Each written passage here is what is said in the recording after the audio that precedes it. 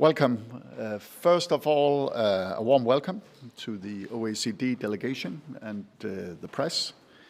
Today, the OECD presents its 2026 country report on Denmark. And as Minister of Finance, I appreciate every opportunity to discuss the Danish economy and, of course, also to hear the insights from international cooperation to make the Danish economy even stronger. I know a lot of work has been put into this report, and before I pass the word to the Director of Country Studies, Mr. Luiz de Mello, I would like to thank everyone who has been involved in this work. This year's report covers several important areas, including the green transition, family life in Denmark, and developments in the housing market. These are all important priorities for the Danish government. We therefore value the OECD's in-depth analysis of these issues, and its concrete recommendations are, of course, very interesting.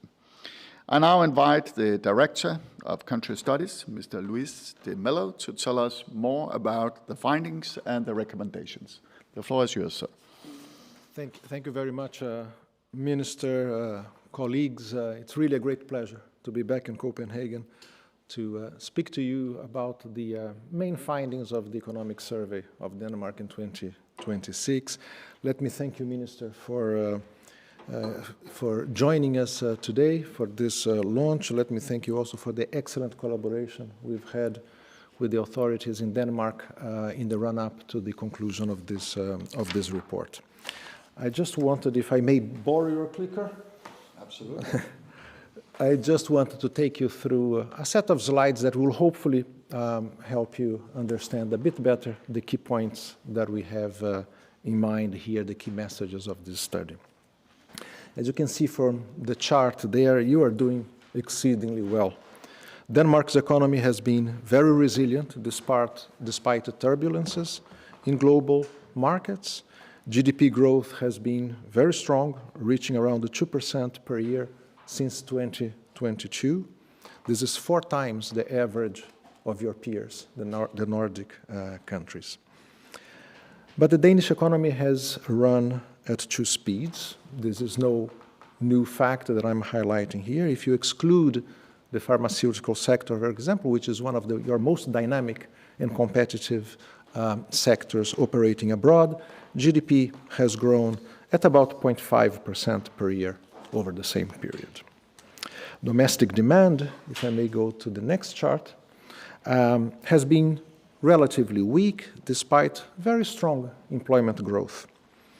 And this is because of a period of relatively high inflation that you had, as most other OECD countries, which led to relatively weak real wage growth and a rise in interest rates in the immediate aftermath of the pandemic, and that's one of the reasons why consumption growth has been relatively subdued.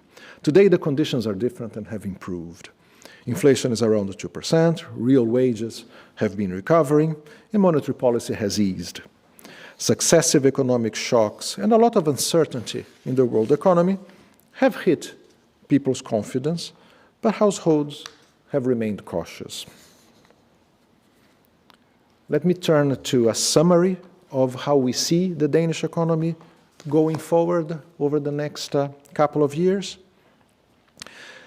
Since 2022, growth has been mainly driven by exports.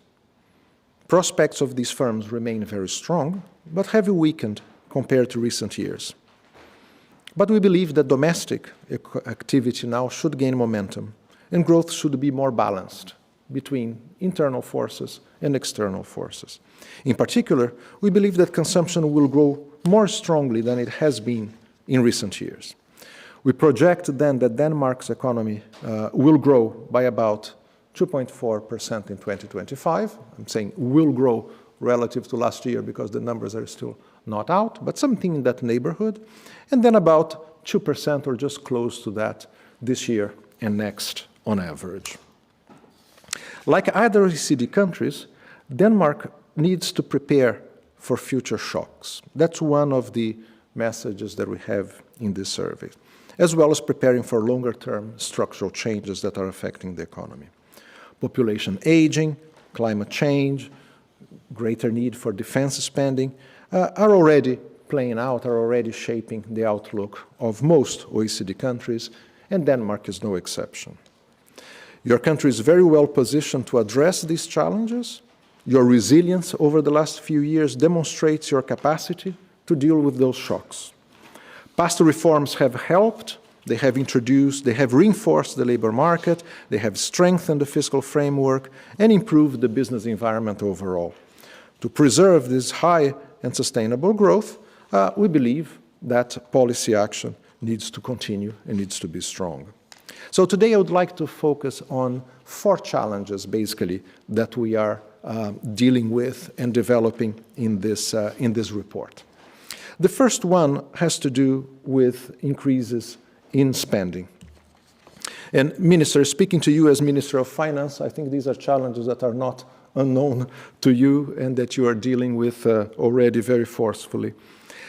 Denmark's fiscal framework is very strong.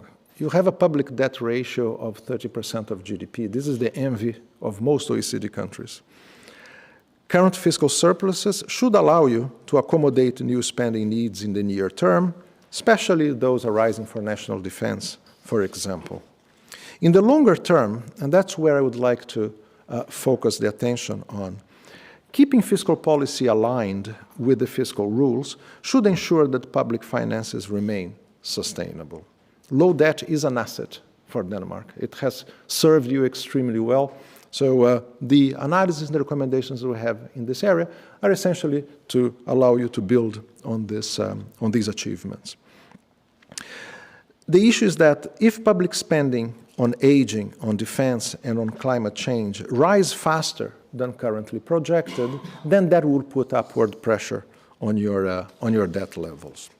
Our analysis suggests that spending could increase by around 3% of GDP by 2050 as a result of higher aging costs, additional climate efforts, and defense needs. Denmark will need to achieve efficiency gains and savings to keep low levels of public debt while maintaining the high quality of public services you are used to. A long-term strategy that encompasses savings in public administration, in healthcare, in long-term care, and in public employment services would help you to prepare to accommodate those future spending pressures. The second challenge, Minister, that I would like to focus on that we deal with in this report is about the housing market.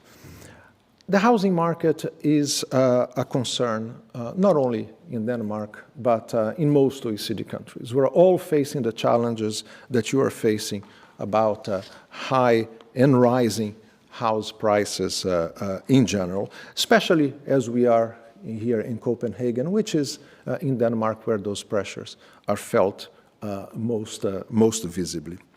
This chart basically compares the increase in house prices in Denmark relative to other OECD countries, and you can see that housing is relatively expensive here, especially in the Copenhagen region.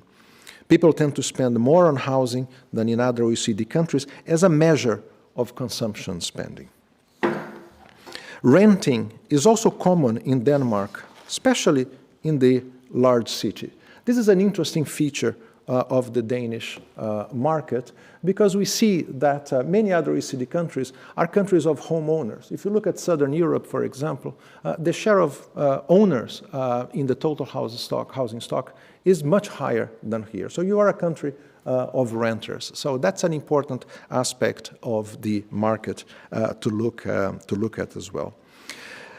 Rent increases are restricted and regulated, sometimes at below market levels. What we see in this case is that there is an issue of mobility. If you are in a house where you are paying below market rents, then you will be reluctant to move. So in terms of residential mobility, it imposes a constraint.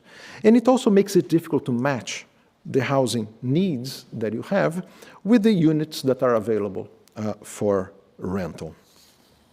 It also creates inequality between those who benefit from regulated rents and those who don't. Other countries in the OECD are facing similar challenges. What we are saying in this report is that allowing rents to increase in line with average wage growth would help to reduce the gaps between regulated rents and market rents. One example that we use in the report is of your neighbor, Finland, where they implemented a deeper reform that essentially deregulated the market segment and supported at the same time those most in need through housing allowances that could be provided to low-income households. Let me turn to another aspect, which is about social housing. You are the third highest country in the OECD in terms of the stock of social housing. This is a very interesting feature, again, of your housing sector. The issue with that is that waiting times tended to be long. This is partly due to the fact that social housing is open to all, and conditions do not reflect the changes in individual circumstances. We understand very well that the intention here and the guiding principle for this policy in Denmark is to ensure social diversity, to ensure that neighborhoods are mixed. So we take this as an important social consideration in Denmark. But the downside of it is that it restricts the supply of affordable housing for those most in need. We believe that access to social housing could be rebalanced in Denmark, including by increasing rents for those who are better off, who can afford to pay more. This would help with the allocation of social housing to those who need it most, while preserving the social diversity that is so dear to Danes. Recent decision to increase the cap on construction costs should help to expand the supply of social housing further, but more could be done, we believe, to ensure it is accessible for those with greater needs. Let me turn to the issue of construction, essentially the supply side of the problem, right? And what we see in Denmark, as in other countries, is that housing construction has not kept pace with population growth in some of your main urban areas. Changing building regulations to allow greater density, for example, particularly near transport corridors, would help to expand housing supply where demand is high. We see this in many countries, that one of the main culprits for the increase in house prices is that supply has been very inelastic. Supply has not grown in tandem with demand. We believe that this could be done by reforming building regulations, for instance, as regards minimum plot sizes, the height of buildings, for example, the distance between buildings. These are all issues related to zoning, to land use regulations, that could allow for greater supply responsiveness where demand is high. We are seeing this, that many countries are trying to act on this front as a way of boosting supply at the same time as trying to restrict the demand. Let me turn to one aspect which has to do with the taxation of housing. Denmark provides tax relief for mortgage interest payment and taxes imputed rents, but that taxation is light. What we see in other parts of the world as well is that what it does is to encourage investment. It reduces the marginal tax rates on property, which increases investment in housing. At a time when demand is already hot and at a time that supply is not responding very quickly. You could address this issue by either progressively increasing property value taxes for homeowners or by reducing the tax relief on interest payments, for example. These are policy options that other countries in the OECD are entertaining. And the tax revenues that that may accrue to the budget as a result of that could be used to cut other taxes that weigh on the economy, for example, labor taxes. Let me turn to the third challenge now, Minister, which is about improving conditions for families. What we are seeing in Denmark, as in other parts of the OECD, is that fertility rates have declined significantly over the past decade, and that has contributed to population aging. The underlying causes of lower birth rates are complex. They are beyond economics. Societal changes, preferences for smaller families, all those are reasons that explain this phenomenon, which is fairly widespread in the OECD area. At the same time, we see from survey results that some people would like to have more children than they actually do, and that decline in fertility has been stronger for low-income households. Denmark offers already a very family-friendly environment, and that's also something that we always mention to other OECD countries, that you have some very good practices in this area, with affordable child care, with free education, healthcare, strong social protection programs. Compared with other OECD countries, child care costs are relatively low for two-parent families, for example, for single parents, and that's very good. But the quality and flexibility of child care services vary a lot across institutions, as we could see from the Danish experience.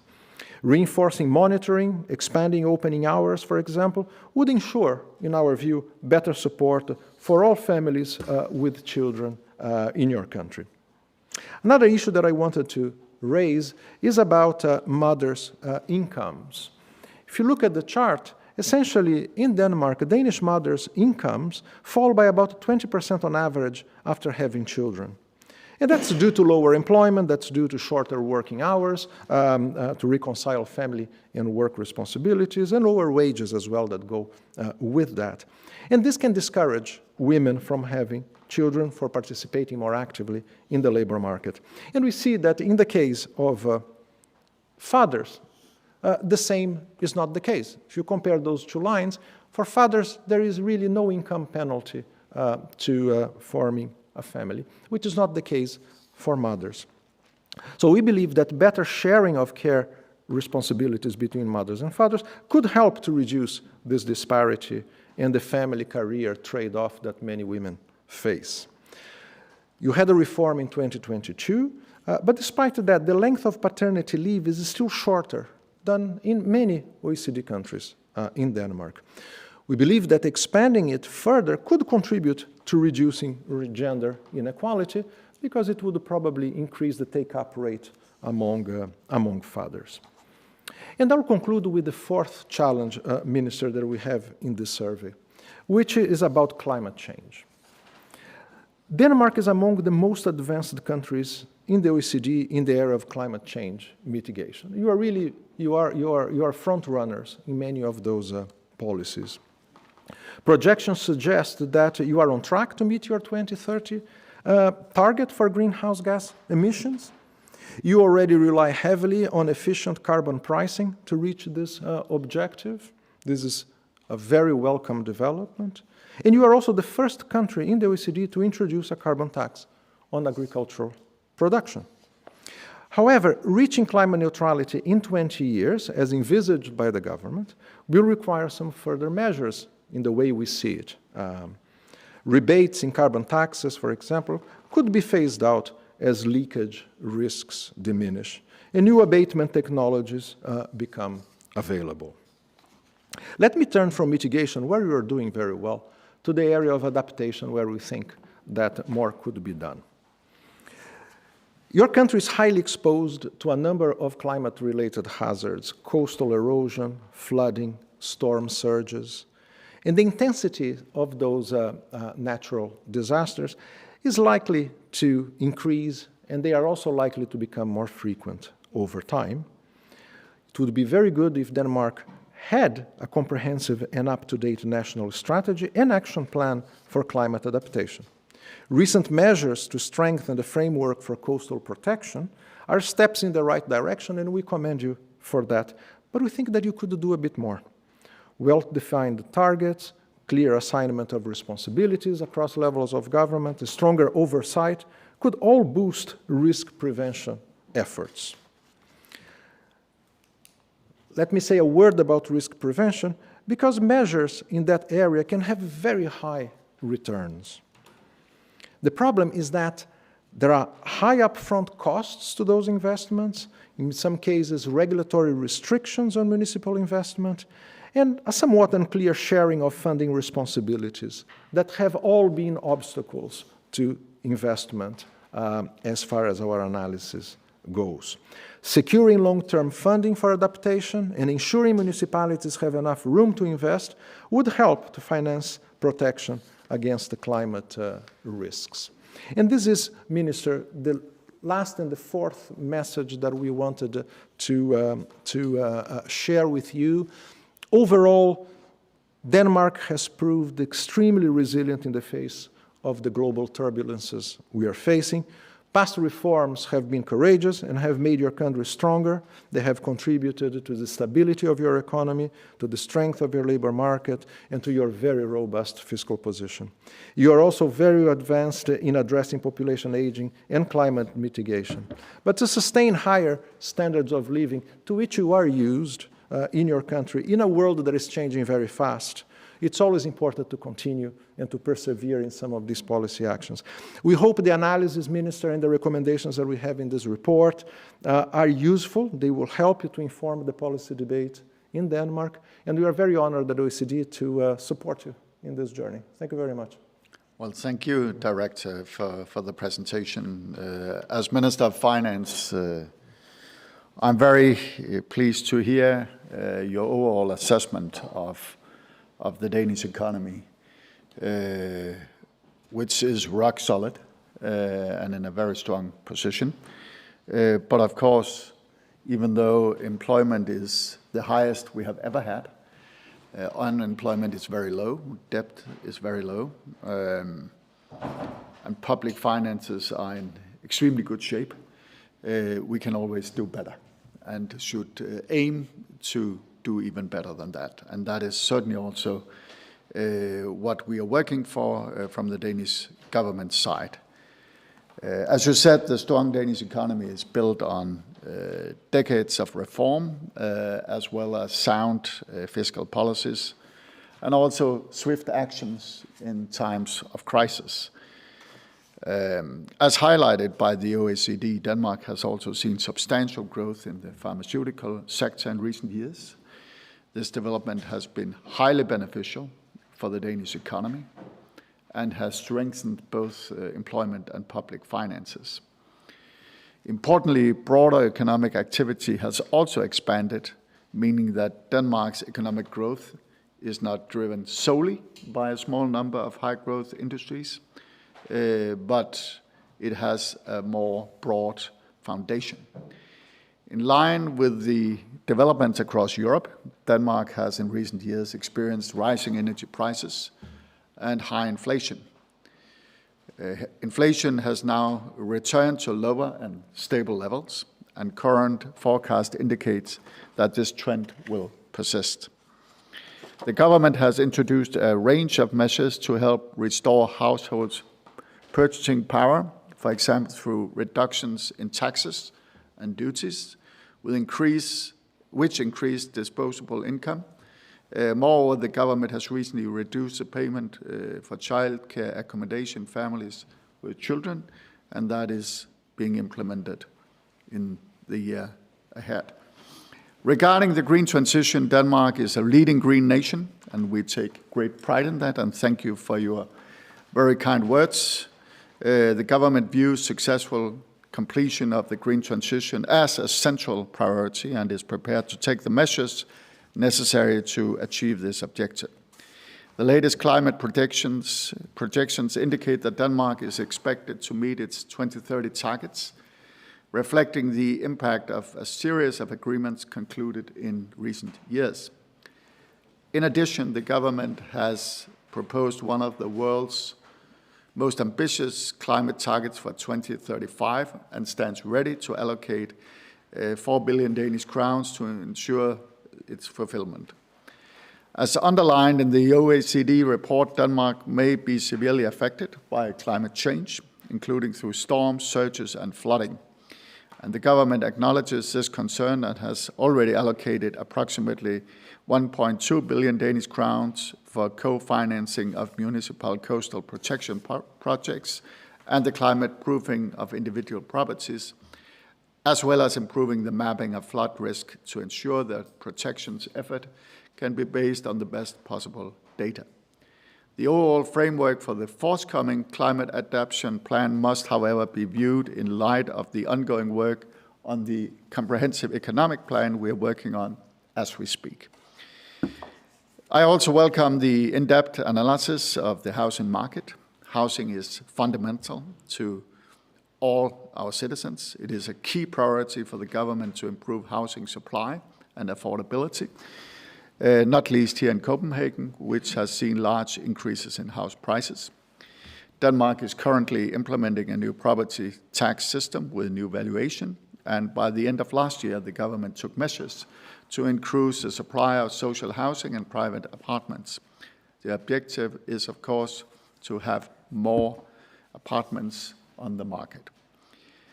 In Denmark, we still have many important decisions ahead of us. Many of these will be addressed in the forthcoming comprehensive economic plan, which work as a framework for the financial and structural political decisions in the years to come.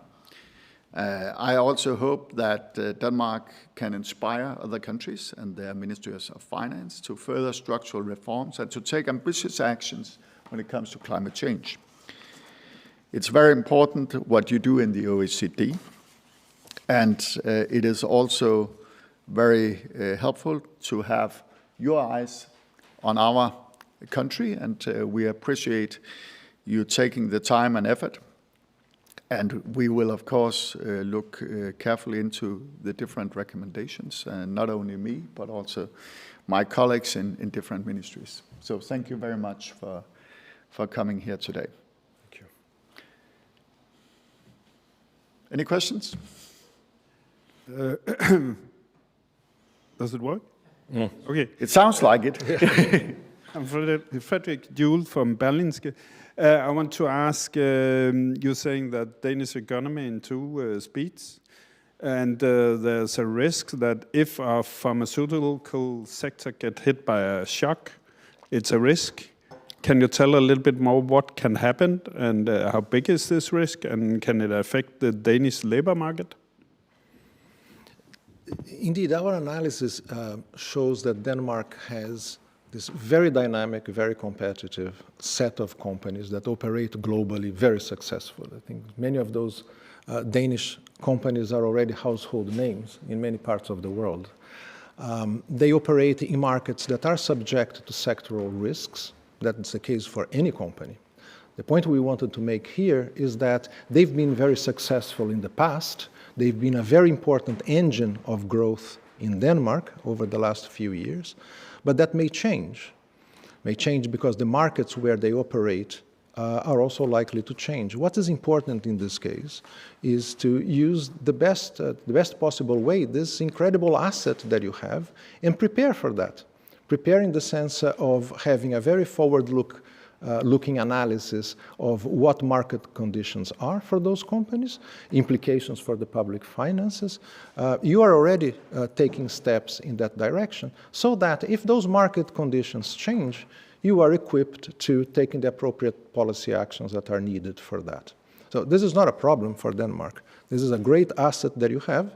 Just our advice there is that make sure that you are on top of developments in those markets, the conditions in which those firms operate, the conditions in which technologies are evolving in those sectors, to be ready to take the appropriate policies, if needed, when the time comes.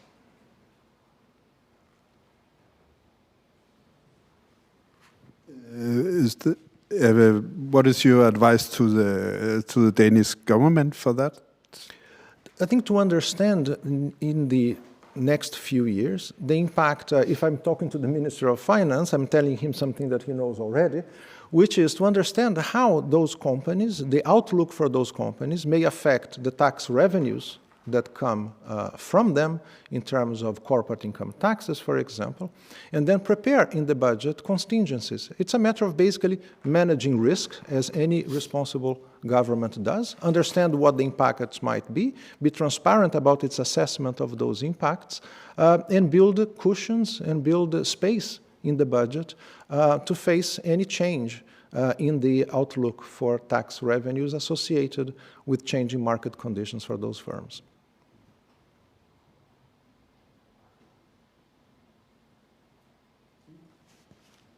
Good. Any more questions? There's a lot of thinking right now about Greenland, US, and stuff like that. Does that give a bigger risk for the Danish companies in US? It was mostly for that. Yeah, well, we are, of course, following the situation very closely, but the current situation has not changed our overall view on the fundamentals of the Danish economy.